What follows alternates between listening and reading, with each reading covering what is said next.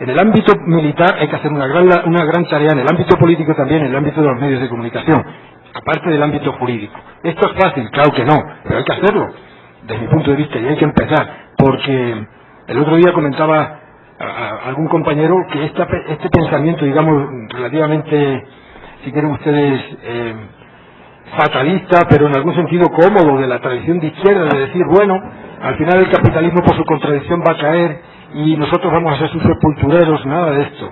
Este fatalismo no funciona, y como no tengamos, digamos, como proyecto político ir más allá de lo que hay, para que, por ejemplo, en México no haya 7 millones de analfabetos, para que no haya 27 millones que están trabajando sin seguridad social, por ejemplo, en México, para que en México, entre otras cosas, cuando firmó el protocolo de San Salvador y además los pactos internacionales de derechos económicos, sociales y culturales, se comprometió que en 5 años iba a dar pasos hacia adelante, y resulta que han pasado desde el 81 más de 5 años y el pueblo está como está. Es decir, más allá de esto hay que organizarlo, no es fácil, la tarea no solamente es jurídica, es política, pero en la tarea política de organización de todo esto yo reivindico un papel importante del derecho, no como elemento de la superestructura posterior, sino también como, digamos, como delimitador del cauce y de los límites hacia, primero, de como cauce hacia dónde hay que ir, los límites de lo que no hay que hacer. Es decir, en este caso yo reivindico un papel muy, muy activo del derecho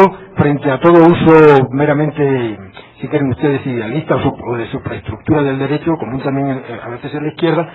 Y bueno, los derechos humanos tienen un papel central aquí, porque es la legitimación última de todo el proceso. Por eso no hay que darle tampoco, entre comillas, a los enemigos de esto, la baza de que monopolicen el discurso de derechos humanos abstracto frente a los pueblos. Ese discurso lo tiene que tener el pueblo, y en manos del pueblo. Son creaciones bellas de Naciones Unidas y no se puede volver atrás, y no tenemos que dejar que se enajene este discurso y desde luego se utilice contra el pueblo, en mi opinión. No sé si le he contestado, pero habría que hablar ya en detalle muchas cosas, pero bueno, a ver.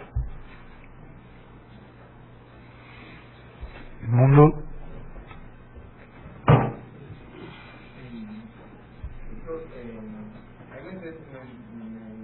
realizar un paso en la organización política, ¿no? Hablando un poco de la organización política, porque es donde considero que se puede seguir esta lucha. Bueno, que el derecho nuevo esté servido y que se vamos a utilizar, y que también hay una carta o un grupo socialista que propicien eso también, ¿no? Porque lamentablemente que el pueblo tenga todas las fuerzas que está en una lucha también en materia de derechos, no tenga todos los conocimientos envueltos. Hay aparte un grupo de juristas en ese favor, que ha sido todo lo contrario. De la humanidad, los grupos de juristas han estado generalmente más asociados a los grupos de poder que a los intereses más legítimos del pueblo, ¿no? Entonces, quería un poco analizar la cuestión de la organización política, porque lo que vemos frente a los mismos proyectos que usted bien ha pedido imperialistas, ¿no? Son luchas comunitarias frente a estos grandes intereses imperialistas que también se amparan en derechos positivos. Y lo que vemos muchas veces es que los estados, los ejecutivos, están plegados también a esos intereses ejecutivos. Esta lucha de derechos y luchas políticas generalmente se resuelven, pero se están resolviendo en un escenario político.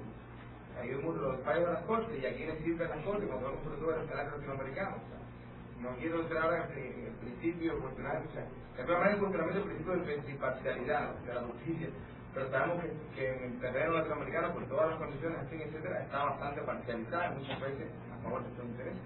Entonces, la cuestión de la organización política creo que trasciende el ámbito quizás comunitario, ¿no?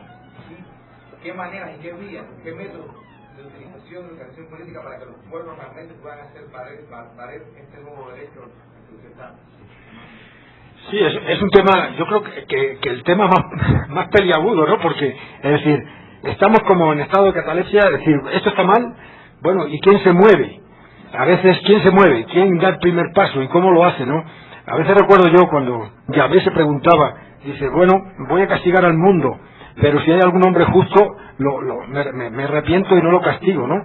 Pero la pregunta sería, ¿hay alguien que esté comprometido en esto, no? Es decir, si hay alguien, a ver dónde está, porque a veces, muchas veces es la actitud pasiva que tenemos, tal vez porque somos una especie gregaria, y puede que nos ocurra, digamos, el efecto rana que dicen algunos, es decir, si de pronto te echan agua hirviendo, pues la rana salta y se salva, pero si a la rana la dejan en un depósito con agua y le van subiendo la temperatura poquito a poco, pues morimos tranquilamente deshidratados allá y no nos organizamos y no anticipamos. Es decir, este es el problema de la organización política y es el más duro y el más difícil. Yo sí creo que hay que organizar políticamente a las comunidades que están siendo victimadas por la insatisfacción de sus necesidades. Por tanto, las necesidades sirven como este link que va más allá de la clase obrera, que puede organizar esa hegemonía, esa futura hegemonía desde, digamos, la resistencia, y tener claro dos opciones. Una, si no tienes mucha capacidad, por ejemplo, digamos, por aterrizar y no quedarnos en la abstracción, el Ejército Zapatista en México, si no tienes mucha capacidad para que tu lucha vaya más allá y trascienda a todo el ámbito nacional, y ves que tus pueblos, tus comunidades están siendo diezmadas, asesinadas y mueren, porque también es matar de hambre, es genocidio sistemático, ¿no?, a lo largo del tiempo. ¿Qué es lo que haces? Pues una revuelta, a lo mejor autonómica, no secesionista, donde tú pongas tus límites con la fuerza militar y dices, allí voy a implementar el derecho. Eso es suficiente. Yo creo que bueno, para las pequeñas comunidades en un momento histórico puede ser. Yo creo que tendría que trascender eso a un movimiento nacional donde realmente la hegemonía trascienda, porque si no es difícil que puedan sobrevivir con el tiempo, al ámbito nacional. Eso es lo que en México, por aterrizarlo, tendría que hacer un partido, entre comillas, que tuviera esta visión, que no fuera una mecánica electoral únicamente, que no sea una crítica al PRD si quieren ustedes, es decir, un partido concurre a unas elecciones y deja 30.000 casillas, por ejemplo, sin vigilar porque no tiene militantes formados para ello, pues no sé qué tipo de partido con pretensiones hegemónicas pueden ser, ¿no? Es decir, esto no se improvisa y hay que hacerlo políticamente y hay que crear escuelas, formar a la gente políticamente, formar cómo se controla una elección, cómo se controla desde que la urna sale de la mesa hasta donde va el recuento. En otros lugares del mundo, en el coche donde se va la urna, va un militante de cada partido vigilando la urna hasta que llega al depósito y allí se sella. Es decir, todo este tipo de cosas hay que organizarlas políticamente y esto es una tarea política y para eso hace falta dirigentes políticos, líderes políticos y organización que no se improvisa. Esto no se improvisa de la noche a la mañana. Eso es una estrategia. Otra estrategia, como estrategias hay muchas. El caso de Venezuela, la estrategia no fue por aquí. La estrategia fue, Chávez, en lugar de irse a la guerrilla, pensó en un momento determinado y dice, pues me voy a ir al ejército y voy a intentar, dentro del ejército, crear un grupo de revolución, de renovación militar. Y afortunadamente le salió bien. Y hoy es, de alguna manera, el trampolín para llegar a la hegemonía en el poder en Venezuela es buena parte del ejército. Y estrategias hay diversas, depende de las condiciones históricas que tengan los pueblos, las dimensiones de los pueblos y la situación, digamos, de urgencia que tengan los pueblos. En Europa, por ejemplo, en Europa yo lo veo bastante complicado, pero bastante complicado, porque es que allí hasta el más pequeño de los europeos nos creemos que es que vivimos en democracia. Es que no lo creemos, profesores universitarios se creen que viven en democracia. Aunque estén violados los derechos humanos, el principio de igualdad no se respete, la libre participación no se respete, pero nos creemos que vivimos en democracia. Entonces, cuando un ciego está ciego y además no quiere ver, es complicado. Yo allí lo veo muy complicado, de verdad les digo, me da pena, pero lo veo muy complicado, porque es que nos creemos y somos soberbios en ese sentido, y la soberbia es de las peores cegueras, ¿no? Entonces, depende, allí la tarea todavía es más complicada que aquí, en América Latina, hoy por hoy. Entonces, una tarea también para pensar en Europa cómo se hace allí, ¿no? En fin, no sé. No te he respondido del todo, lo siento. Claro. Rocío. Dos preguntas. Una, bueno, que Carlos a lo mejor nos puede ayudar a resolver es, dado este contexto de que los megaproyectos, en estos megaproyectos generalmente se entrelazan empresas multinacionales y que están basadas en acuerdos económicos entre los gobiernos, como los tratados de libre comercio. ¿Hay antecedentes ante el sistema interamericano donde se esté llevando algún caso ante este sistema? Porque aquí la complicación es que el agotamiento de los recursos es muy largo, ¿no? Pero además, como están implicados acuerdos comerciales, ¿qué tanto esto realmente ha habido algún caso, no sé si ya lo haya abordado, no sé si primero la Comisión Interamericana y después la Corte, ¿no? América Latina. Y luego lo segundo es el comentario del profesor Salamanca, que me parece interesantísimo porque son los nuevos temas de debate con respecto a los derechos humanos.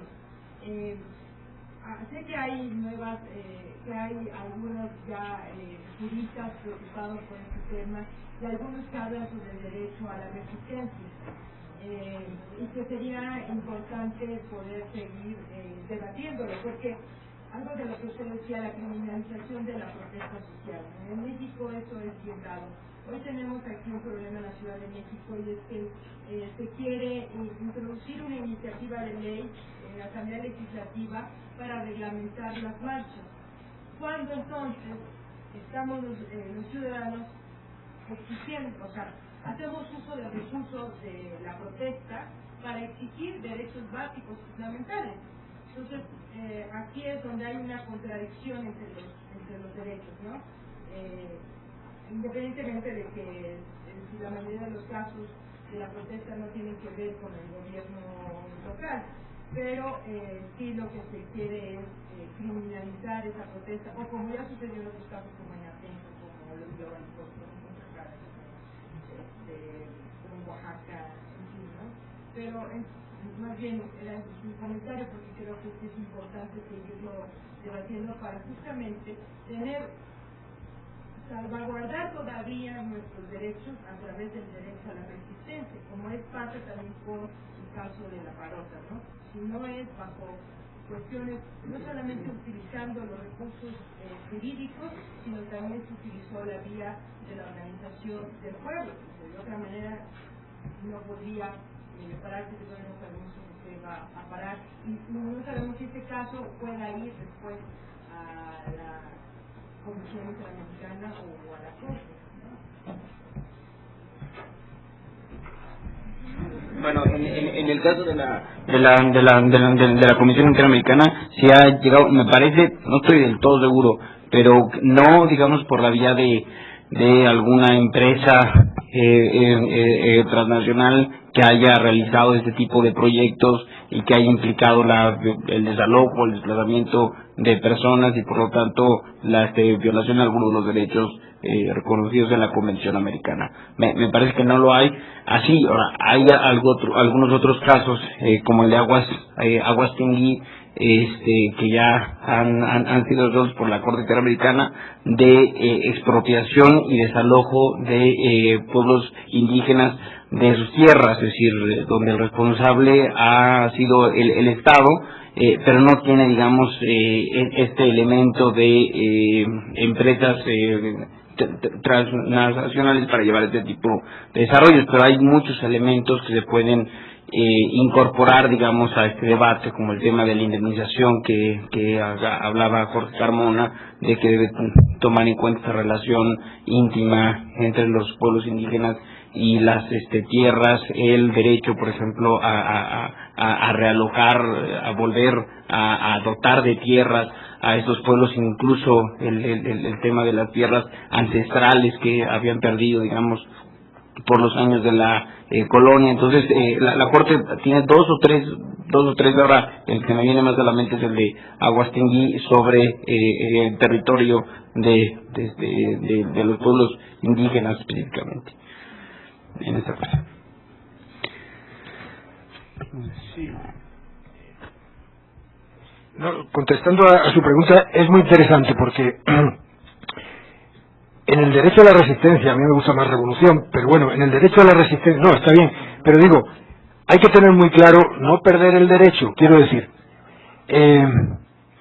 porque esto es la legitimidad al final, ¿no? Y en este asunto es muy importante, vuelvo a insistir, el respeto a los derechos humanos, es decir, cuando uno está ejerciendo el derecho a la resistencia, hay un marco, un límite, no todo está permitido. Es decir, los derechos humanos de las otras personas tienen que ser respetados en conciliación con los propios también, pero este marco es importante porque es lo que permite al final que el pueblo se empodere, se fortalezca. Es decir, la fuerza no debe de confundirse y hay que distinguirla de la violencia. Es decir, la violencia es la represión, la degradación, la destrucción de las vidas, de los pueblos, de las personas. La fuerza es el reclamo, la lucha por materializar la satisfacción de las necesidades de vida de todas las personas. Lo que diferencia a una de otra es, de mi modo de ver, es el contenido de los derechos humanos, si quieren, esta interpretación revolucionaria de derechos humanos que les he dado, no la liberal burguesa, porque esa liberal burguesa pues da de sí lo que da de sí, a mi modo de ver, pero hay que ir más allá de esto. Entonces, a mi modo de entender, en esa praxis del derecho a la resistencia, también los derechos humanos tienen un papel importante para saber hasta dónde debemos de ir y no debemos de ir. Les pongo un ejemplo para ilustrarlo, no quedarme en la abstracción. Cuando el plantón, por la cuestión de las elecciones, por ahí por auditorio pasaba de vez en cuando, y veía algunas personas hasta cierto punto comprensible, pero con machetes en la mano y entonando canciones de que iban a cortar cabezas a policías, a militares y demás, en un momento de... Bueno, a mí me parece que esto es gratuito y esto desborda. Hay que educar también a las gentes, a los pueblos, en que no tenemos que perder nunca el derecho, la fuerza del derecho, desde abajo. Nunca caer en la tentación de la violencia, lo cual no quiere decir angelismos. Es decir, el ejercicio de la fuerza no es angelismo, pero una cosa es la fuerza y otra cosa es la violencia. Es decir, es fácil a veces responder a las agresiones estatales o de donde vengan con la misma deslegitimación, y aquí es donde está la estrategia de los buenos estrategas políticos y jurídicos que tienen que estar alentando al pueblo. No hay que perder la fuerza moral que da la legitimidad del derecho, de este derecho que nace de abajo, no del derecho institucional. A veces puede estar institucionalizado, otras veces no, del que nace de abajo. Y en este sentido yo creo que el papel de los derechos humanos es importante también, para si no acabamos en una guerra de todos contra todos y al final pues es repetir lo mismo, ¿no? Esto, en fin, eso no es tampoco lo que en este sentido yo quisiera proponer, ¿no? Sino ir más allá, trascenderlo positivamente.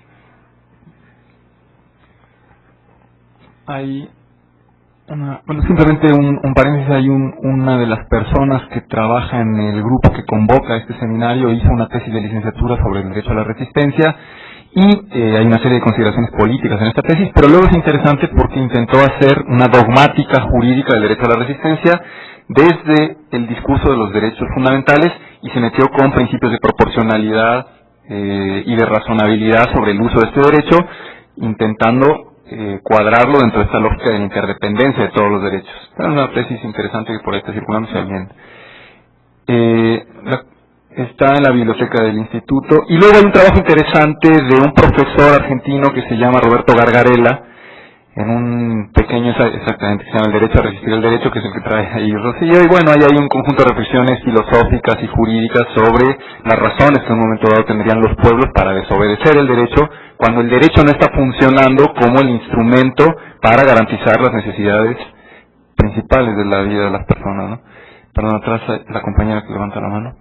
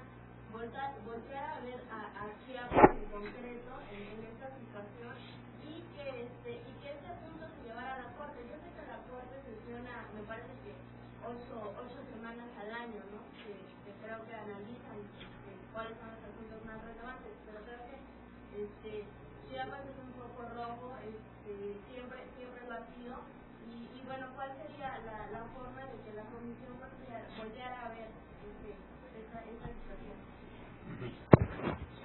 Bueno, gracias por los comentarios. En cuanto al Plan Nacional de Desarrollo, que digamos fija pues las estrategias y las prioridades de desarrollo, pues ese es un problema estructural en México. ¿Sí?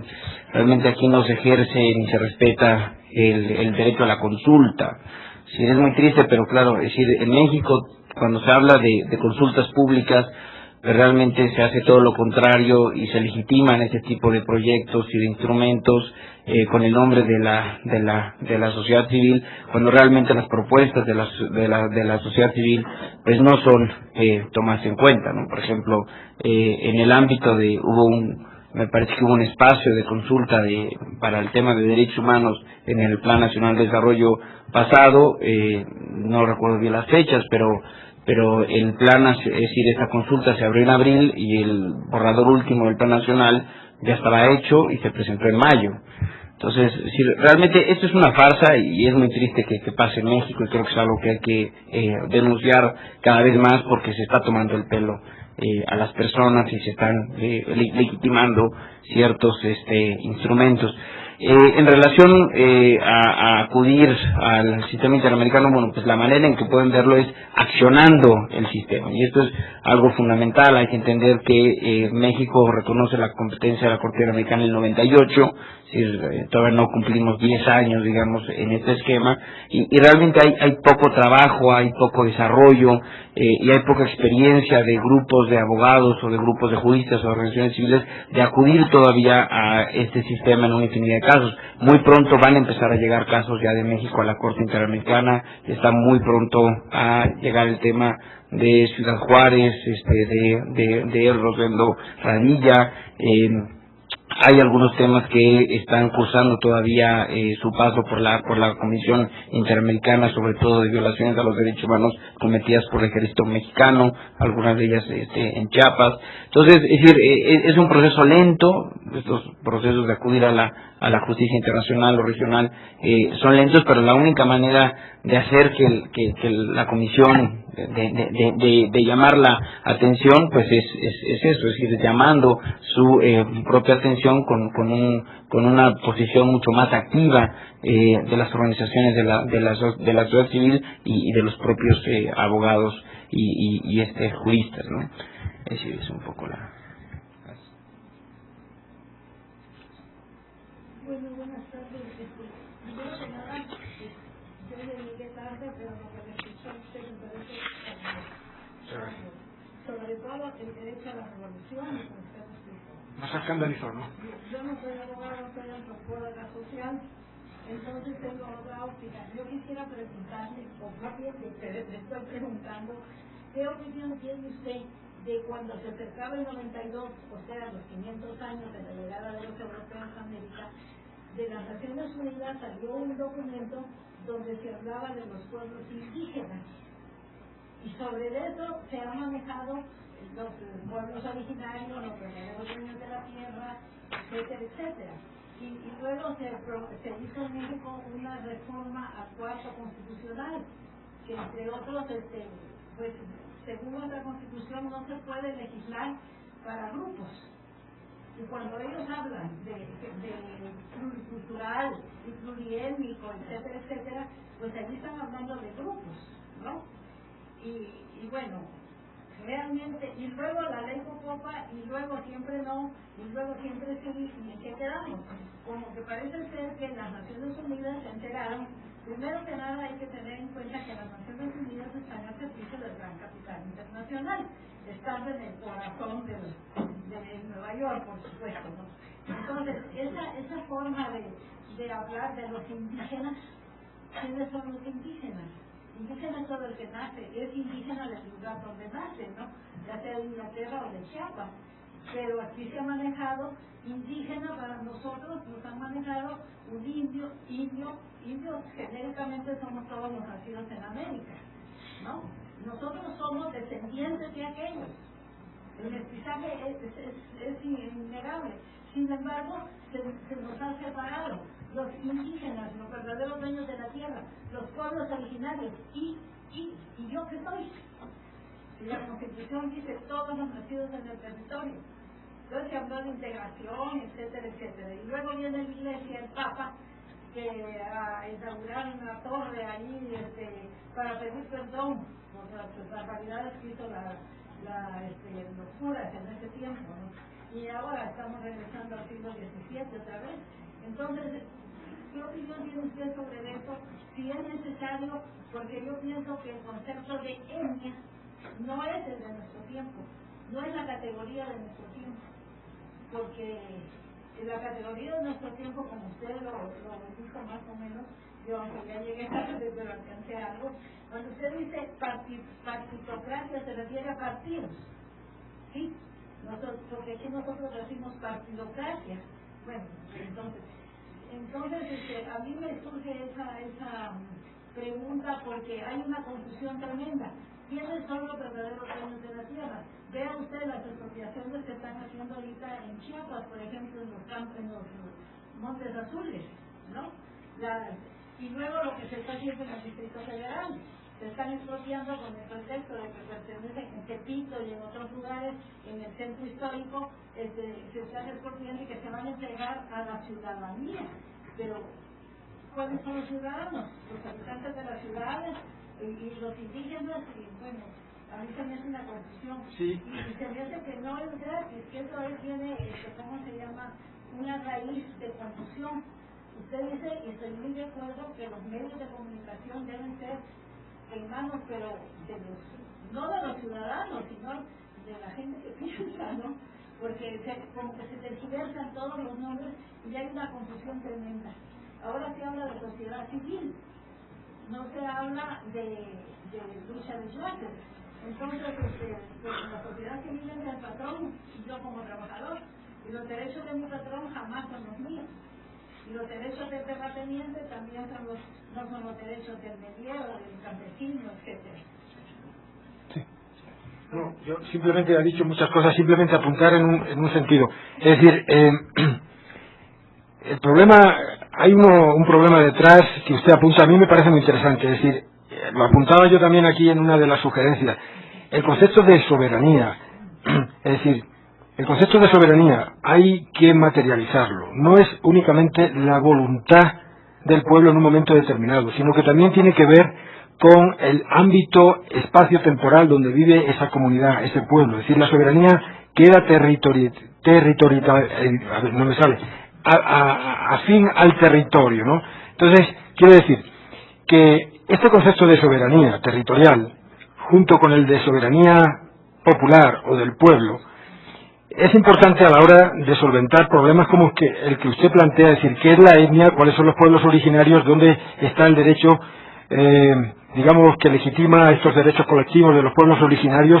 Y es que el ser humano no vive en abstracto, vive vinculado a un territorio, a un lugar, y a un espacio y a un tiempo. Allí tiene su cultura, su vida, sus tradiciones, sus antepasados, sus futuras generaciones. Y esto, en las tradiciones liberales del derecho, ha costado trabajo entender de que los derechos también son derechos de colectivos, son derechos de pueblos. Y por eso, en el caso concreto de los derechos originarios, es muy palpable, porque la diferencia, mejor que la diferencia, la diversidad, se ve también como una riqueza para el derecho que tiene que reconocer, ¿no? Entonces dice usted, ¿nosotros qué? Porque usted no se siente parte de un pueblo originario, pero se siente mexicana. Bueno, usted es mexicana, forma parte de un territorio que es los Estados Unidos mexicanos, aquí tiene su vida, los límites de su territorio espacio-temporal es todo el límite del territorio nacional. El problema está cómo se articula esas comunidades nacionales o comunidades de pueblos originarios con comunidades superiores, por ejemplo, para formar una comunidad nacional superior con un Estado propio. ¿Es posible? Sí es posible. No es imposible si hay un reconocimiento de los derechos que estos pueblos originarios en un momento determinado puedan tener. ¿Es posible?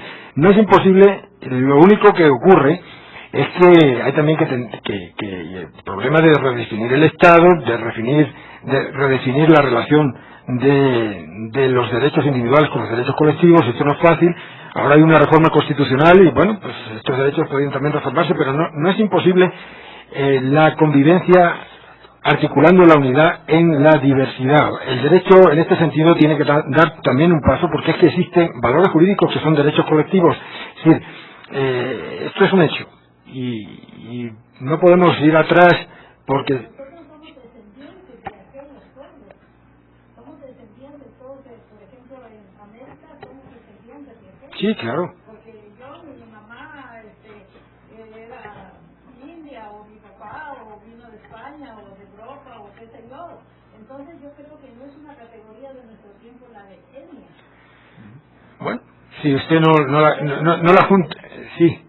¿Cuál usted...? ¿Qué etnia pertenece, por ejemplo, Ruta 100? Ya. Ruta 100 cuando la explotaron. ¿A qué etnia pertenece Ruta 100? Sí, ¿A qué etnia pertenece? Claro, sí, por eso le digo que un criterio para poder salir de esto y tener elementos un poco orientadores es la vinculación espaciotemporal de un pueblo con un territorio. Es decir, un grupo que durante un periodo de tiempo se asienta en un territorio y desarrolla su vida en ese territorio, si usted le quiere llamar etnia, le quiere llamar pueblo originario, le quiere llamar país, le quiere llamar estado, pues bueno, depende. Ahí no vamos a entrar, digamos, en cuestión terminológica, pero es la vinculación, porque esa vinculación genera tradiciones, genera cultura, genera un desarrollo de vida, reproducciones de la vida, formas de vivir. Entonces, bueno... Perdón, para no generar un diálogo, porque hay otras preocupaciones. Muchas gracias. Bueno, no sé si hay alguna otra consideración, pregunta. Exactamente. Esto es lo que aquí. La gente común y corriente no sabe nada. Ahora están manejando que una nueva constituyente, ¿con qué fuerza vamos a hacer un nuevo constituyente y que te vaya para abajo de nuestra constitución? Y el 123 y el tercero constitucional y el 27 y el 28, etcétera, etcétera. Ahí se queda.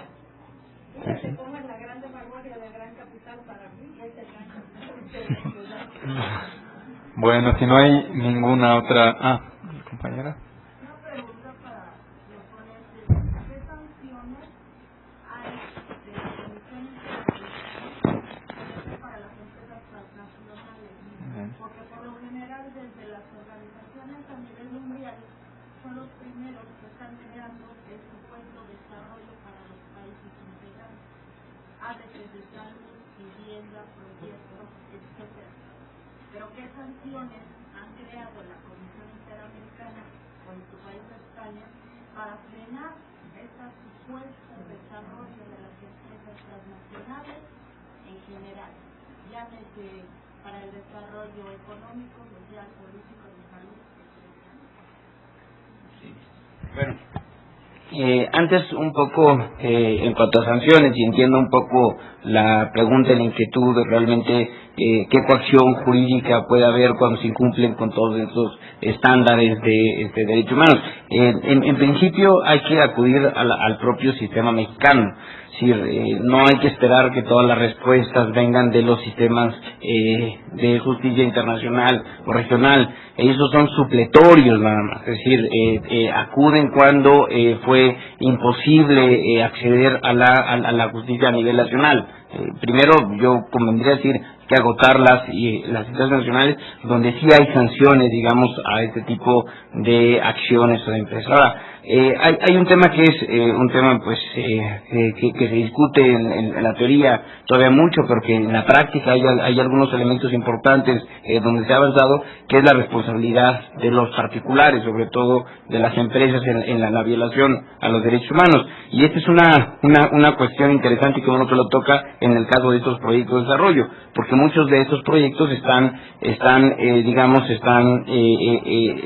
se encargan, los estados se liberan, digamos, de estas obligaciones, de estas acciones, y dejan que los particulares, a través de concesiones o de permisos, sean los responsables de llevar a cabo estos proyectos. Entonces parecería, digamos, que la relación que se establece entre los afectados y estas empresas pues es una relación simple de particulares, y entonces se tendría que acudir a los juicios ordinarios entre particulares.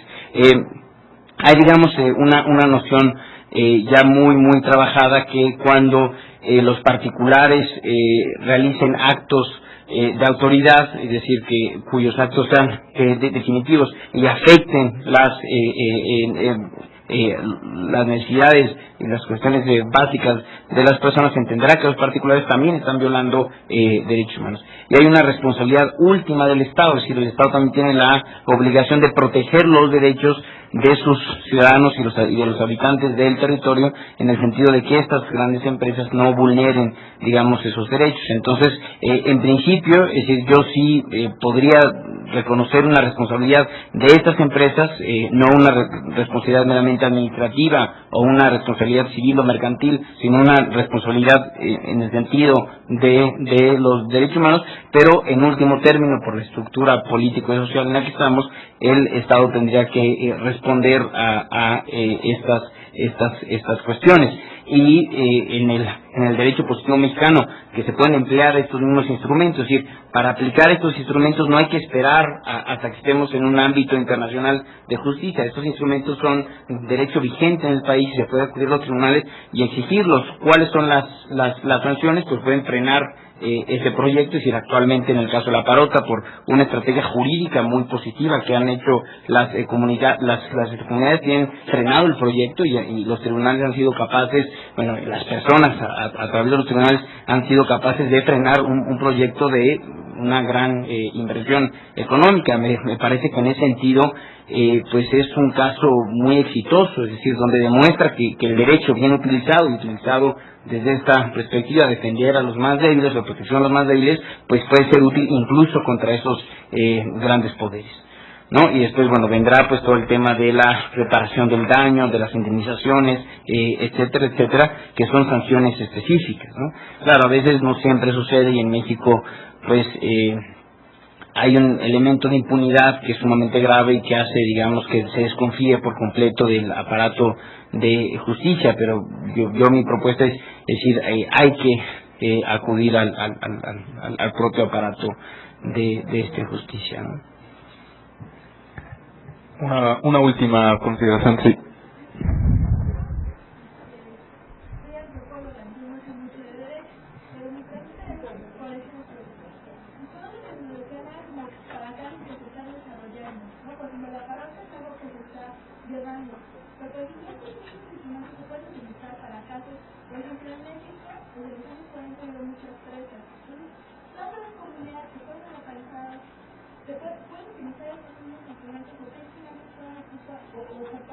Por ejemplo, hay muchas comunidades que no les han pagado desde hace 40 años.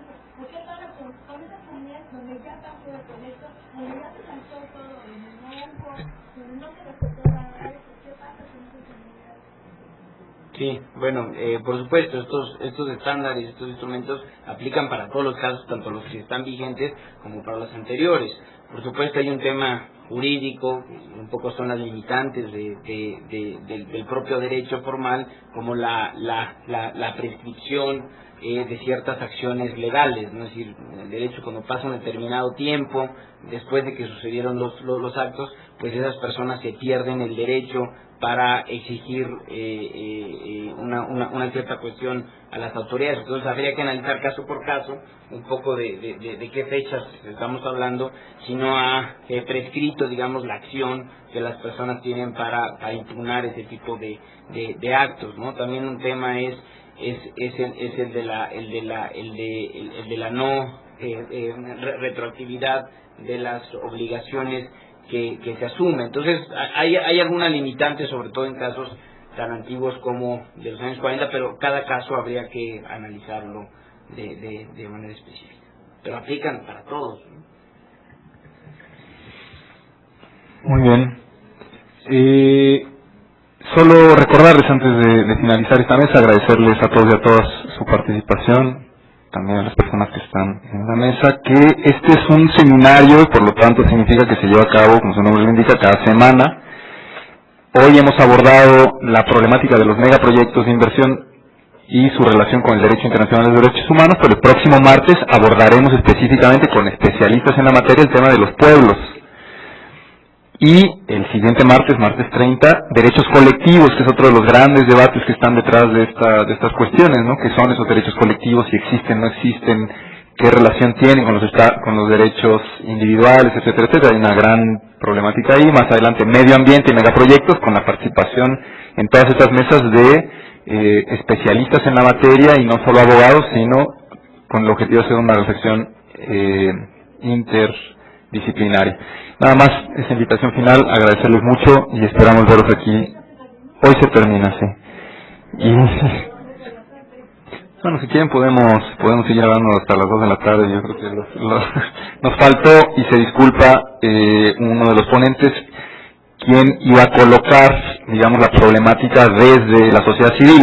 La idea también es que este espacio se convierta no solo en una reflexión académica, sino en una reflexión sobre problemas concretos, y en esta ocasión desgraciadamente no pudimos contar con la persona que ha estado, digamos, detrás o que ha estado vinculado directamente con algunos espacios de vulneración de derechos.